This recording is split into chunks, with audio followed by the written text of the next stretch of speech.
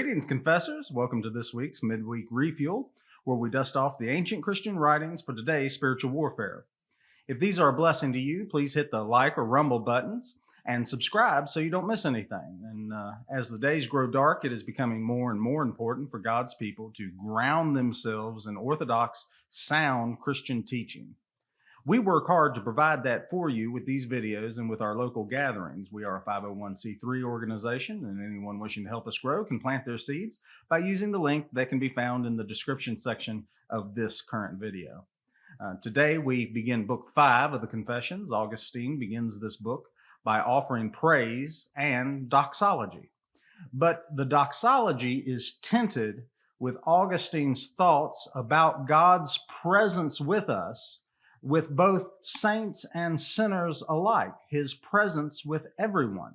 The first paragraph of Book 5 draws to a close with this statement, quote, So may our soul rouse itself from its slothfulness and rise up into you, and from leaning on the things you have made, may it pass over to you who have made these things so wonderful, unquote. There are two types of worldviews. In the Vatican Museum hangs a piece of art painted by Raphael called The School of Athens. It is gorgeous, and I'll try to include it here.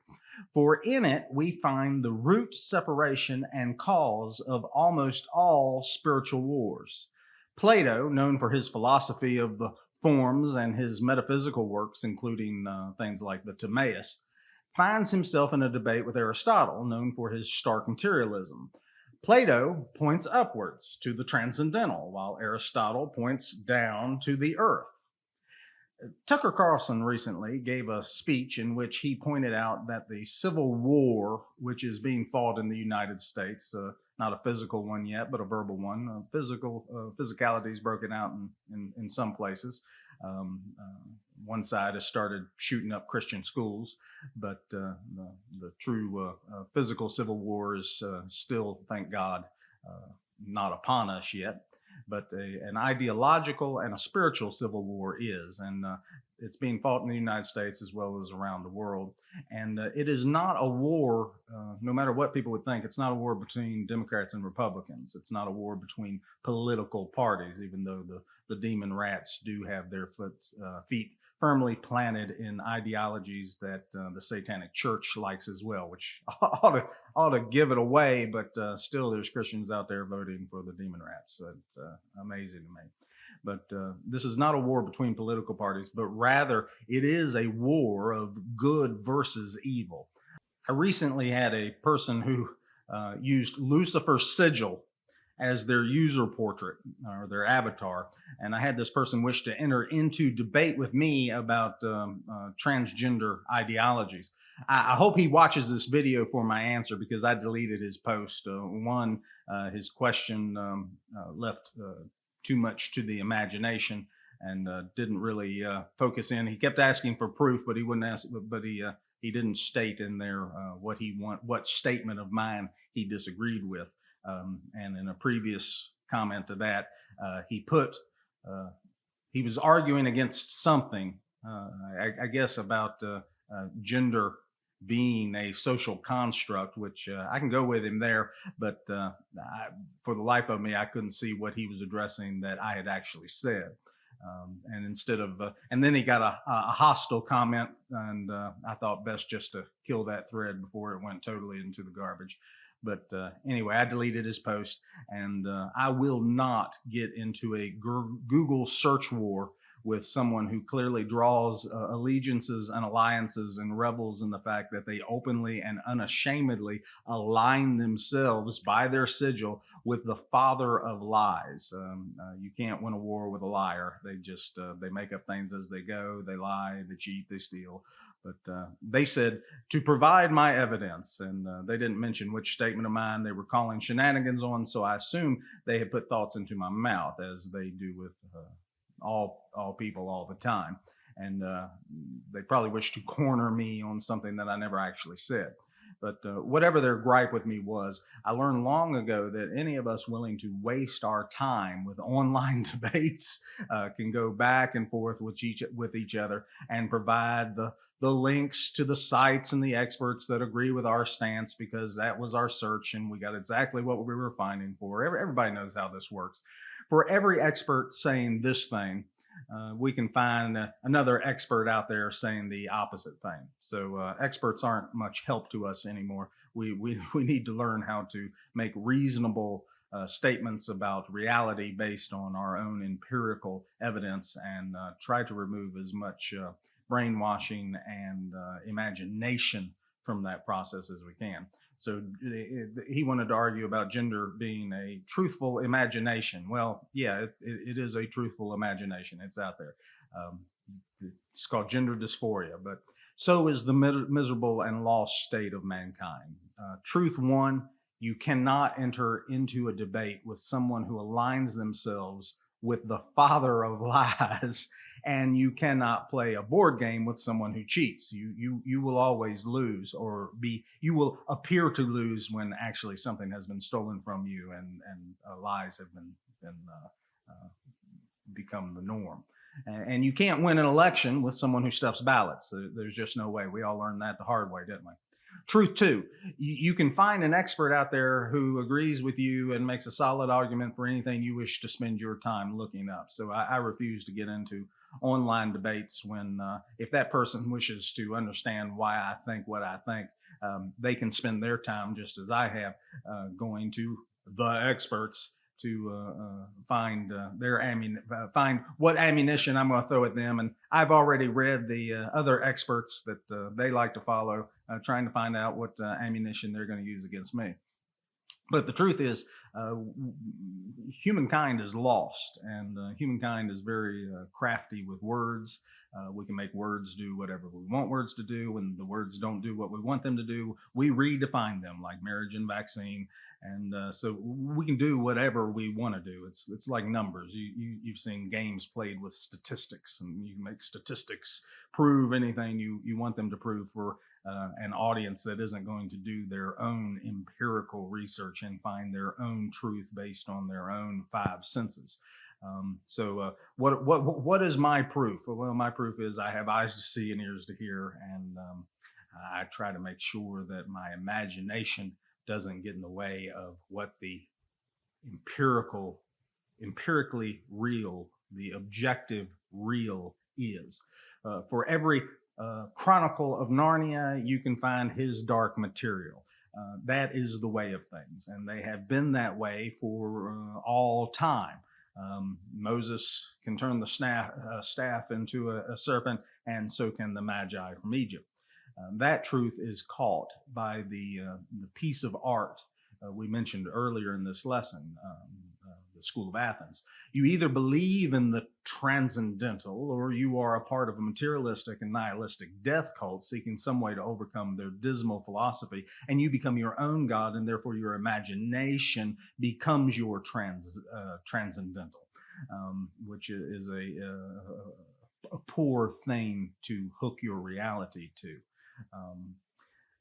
But anyway, they seek some way to overcome their dismal philosophy and ideology by making up ethics and morals on the fly with no eternal foundation and no expert higher than themselves to turn to. Whereas Christianity uses all these same functions, but we hook into a transcendental, non-shakable foundation.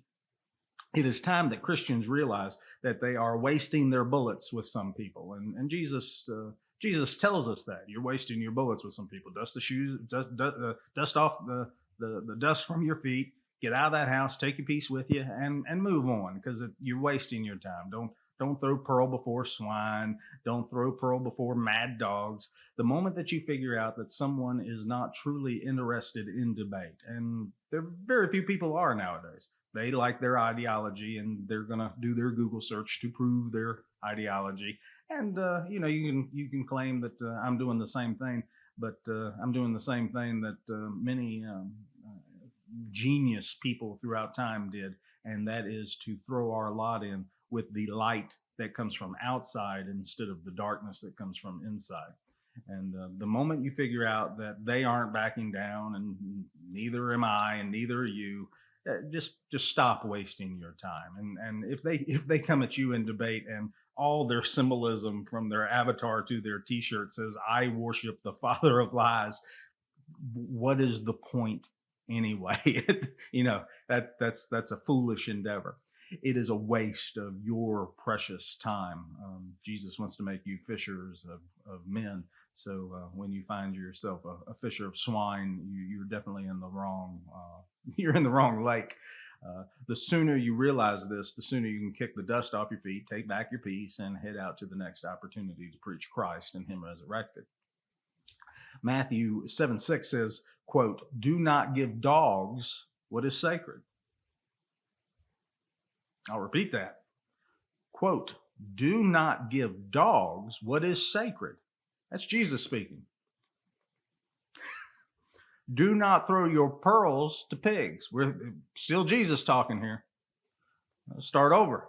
"Do not give dogs what is sacred. Do not throw your pearls to pigs." I once taught a congregation that refused to believe there were dogs or pigs. If you said there were dogs or pigs, they called you such a mean, horrible, bigoted, angry, yelling person. But if you are mean and horrible and angry and bigoted for saying that there are dogs and pigs, then you also have to say that Jesus is, because Jesus is the one that gave me the idea. Then he says, if you do give dogs and pigs what is sacred, if you do cast your pearl before swine, they may, and chances are they will, trample you under their feet and turn and tear you to pieces. They're not gonna stand logical debate, because when you get to the point that you want to do observable facts, observable truth with a capital T, undeniable truth, they will even turn and tell you that word truth is unacceptable and a violence towards them. Just go watch What is a Woman, and you'll see that professor just fall to pieces the moment that the interviewer, the moment that I forget what his name, Walsh. As soon as Walsh says the words truth, that professor begins to have a mental breakdown. That is because these people are in league, and they openly proclaim, well, not all of them openly proclaim, but they are in league with the father of lies, whose native tongue is lies. He was a liar and a murderer from the beginning. You can't talk to these people. It is pointless. Christians, stop trying. Get to helping those you can help. Get to talking to those you can talk to. Preach His name above all other names and hold the cross of Jesus Christ high. We win. We win. Truth is on our side. So to Satanist, ignorant Satanist, and materialist, unhooked from reality materialist, nihilist, lost, bound, blind people, to you, I say, these videos and teachings are not for you. I am not offering this to dogs and to swine. Those are the words of Jesus Christ, not me. I am not casting pearl before swine.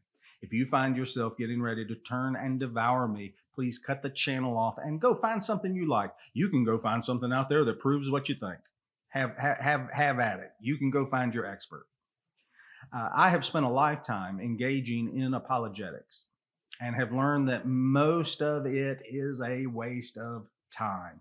I found it, as somebody who already believed, I find apologetics helpful. It grounds me more. It's good for me. But apologetics to a Satanist, apologetics to a liar, apologetics to a transgender person who is not open to rational discussion, it's pearl before swine.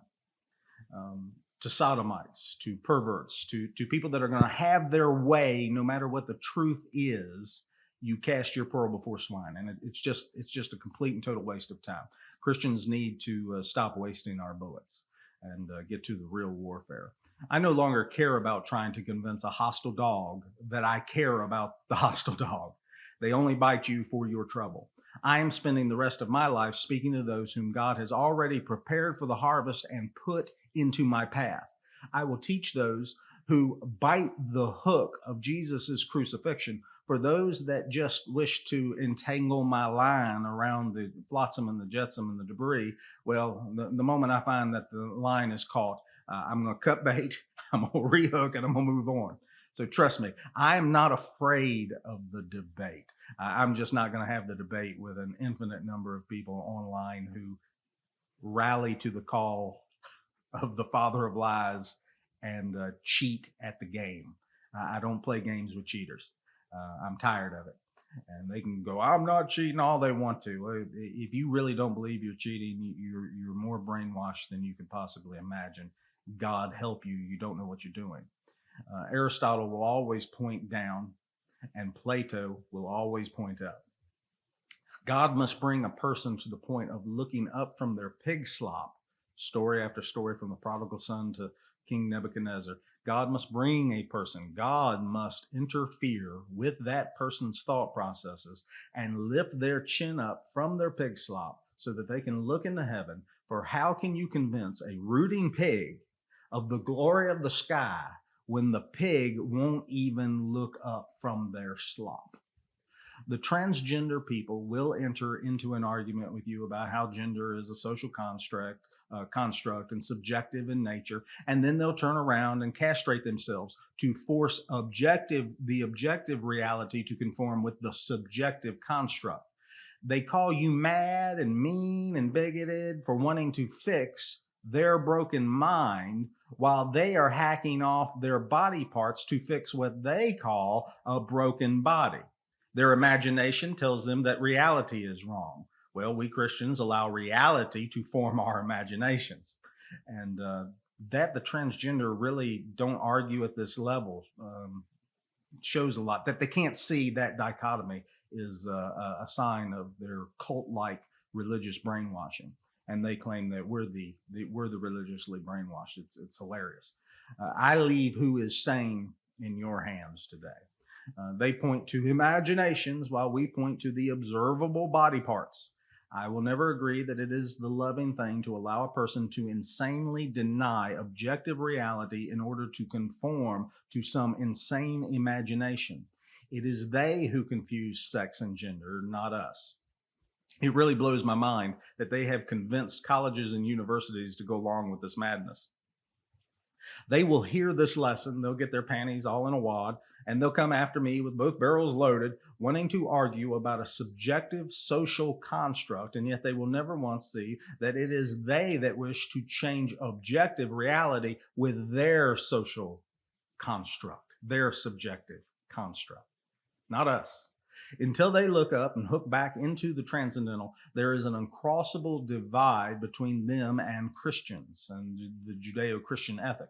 Just like Nebuchadnezzar, who had to look up from his grazing to have his sanity restored unto him, America will not find sanity until it rehooks itself to the transcendental and eternal kingdom, the firm foundation of Jesus Christ. The light comes from outside, not from within. The devil at the very beginning, it was the first lie. You can be like God. Well, you can't be like God. Only God is God. The good news is that God is present for the finding for everyone. Augustine says this, quote, "You alone are present even with those who forsake you. You were there before me, but I had taken leave of myself and could not even find myself, much less could I find you." God is with you now, Satanist. God is with you now, transgender folks. God is with you now, homosexual. I know you have been taught to believe that Christian teachings hate you, but nothing could be further from the truth. The world system and many doctors would love to fund their lavish lifestyles by destroying you. They hate you. You wish to fix the problem by conforming matter to subjective mind. And you claim we don't understand the difference between subjective and objective and constructs. We wish to fix you and love you. Well, I don't need to fix it. Wait. We wish to fix you and love you by returning your imagination to the very same position of having your mind conform to observable reality. Evil people have done the exact opposite. Evil people have done a very good job at brainwashing you from the time you were in kindergarten and using you and abusing you and grooming you for their own sexual and monetary desires. We wish to set you free from them and from a broken mind and from a satanic simulation which is no longer in contact with the proof of your own five senses. We do love you, though it doesn't seem to feel it. The times I've been most loved have been the times I have felt most combative, because love always calls you to the real. And if you're living within your own desire complex, well, that paranoid schizophrenic loop, the worst thing you can think of is, well, it's like death. You must die to yourself to follow Jesus Christ. You must pick up your cross daily. You must say no to yourself daily. These are the things you must do. These are the ancient teachings. God loves you, though you hate him. Stop trying to get your way and instead ask yourself, what is the observable and provable reality that surrounds me? The Bible says that God can be found by observing the created order. God can be found by observing the created order. It calls his name and it calls the truth of him. You observe imaginations and constructs, and you have created an alternative reality based on your godhood. And you wish to deconstruct it all. I remember learning in philosophy class, the great deconstruction by Derrida, Wittgenstein, and these others. Well, consider the world deconstructed. We are here. We are living in the deconstructed world. Isn't it great? You have been so deconstructed that you no longer have any foundation on which to stand. No solid foundation, no real. How about starting with the truth you see in the mirror? How about starting there? It isn't much, but it's a good start because it's truth. And if you can confess that truth, you've begun your journey. At least do us the favor of treating us with less contempt and stop thinking we hate you. We may be loving you in a way you don't wish to be loved right now at this moment, but the truth is on our side and we do love you. It doesn't matter that you can find someone with a PhD that agrees with you. We can find PhDs that agree with us. That is a useless and endless cycle. PhDs really aren't as impressive as they tell you they are. I know you don't care what Jesus says, but even Jesus has some choice words for the scribes of his day. ChatGPT lies, PhDs lie, colleges lie, universities lies, politics lies, politicians lie, even some pastors lie. Time you found Jesus, who does not lie. There is no falsehood in him. He is the image of the invisible God. Numbers 23:19 says, God is not a man that he should lie, neither the Son of Man that he should repent.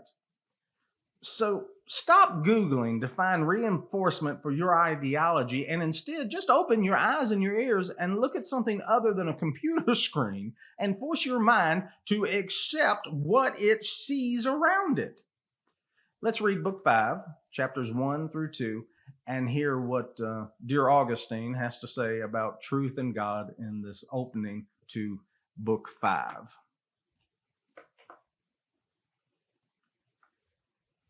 Accept the sacrifice of my confessions from the hand of my tongue, the tongue you have fashioned and stirred up to confess your name. Heal all my bones and let them say, Lord, who is like unto you?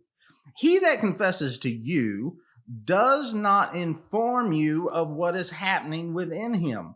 For a heart that is shut cannot shut out your eyes, nor can the hardness of man's heart repel your hand.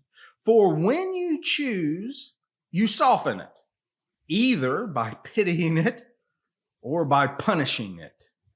There is none that can hide himself from your heat. But let my soul praise you, that it may love you and confess your mercies before you, that it may praise you. Without pause or ceasing, all your creation tells forth your praise. Everything that has breath turns its lips to you and praises you. And all things animate or inanimate praise you through the lips of those who contemplate them. So may our soul rouse itself from its slothfulness and rise up into you. And from leaning on the things you have made, may it pass over to you who have made these things so wonderfully. And with you there is renewal and true strength. Let the wicked depart from hence. Let them flee from you, those restless evildoers. You see them, and you shade them into your pitcher. And behold, everything in your pitcher is fair with them to set it off, though they themselves are foul. And what hurt could they have done you? How could they have diminished the glory of your empire, righteous and complete from the heavens to the least of your creatures? Where could they flee when they fled from your face? Or where would you not find them? But flee they did, so that they should not see you as you see them, that in their blindness they might stumble against you. For you abandon nothing that you have made, and that having stumbled against you in their unrighteousness, they might righteously be punished. They have withdrawn from your tenderness, stumbled against your righteousness, and fallen into your wrath. They do not know that you are everywhere, that you are circumscribed by no place, and that you alone are present even with those who forsake you. Let them turn again, therefore, and seek you, for you do not abandon your creatures as they abandon their Creator. Let them turn again, and behold, you are there in their hearts, in the hearts of those who confess you, cast themselves upon you, and weep on your bosom after the hardships of their journey. You deal gently with them and wipe away their tears, and they weep all the more and rejoice in their weeping. For you, O Lord, are not a man, flesh and blood, but you, O Lord, their maker, make them anew and comfort them. Where indeed was I when I sought you? You were there before me, but I had taken leave of myself and could not find myself, much less could I find you. Romans 1:20 says this, quote, "For since the creation of the world, God's invisible qualities, his eternal power and divine nature have been clearly seen, being understood from what has been made, so that people are without excuse." So, dear Satanists, you asked me to provide my proof. Open your eyes. Transgender people, Satanists, demon rats, and everyone else who has unhooked their beliefs and ideologies from the transcendental order and the giver of all truth, I would like to draw your attention up. Jesus would like to offer you a kingdom not of this world, and the truth itself would like to draw your attention to the real. You are without excuse. Think about that really hard. You need to think about that really hard. You are without excuse.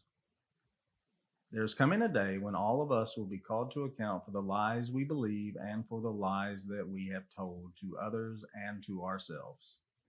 Because at some point you had to agree to the lie, and it all just snowballed from there. But in the end, you are responsible, not just for the lies you tell yourself, but for the lies you swallow. You are accountable. You are without excuse. May God have mercy on us all. He is with us now. if we will just humble ourselves enough to see around our own desires, our own deceptions, and our own bloated prides and egos, and above our experts. Our egos are in the way. Our pride is an idol that blocks our view of the sun. May God lift the lens of deception off of the minds of each person viewing this video, and may they see the truth and have to make a decision based on that truth. May they feel the full love of God, and may they realize their accountability for the lies that have destroyed them and for their own lies that destroy others and those around them. God is love. Christ is King. Hail to the King.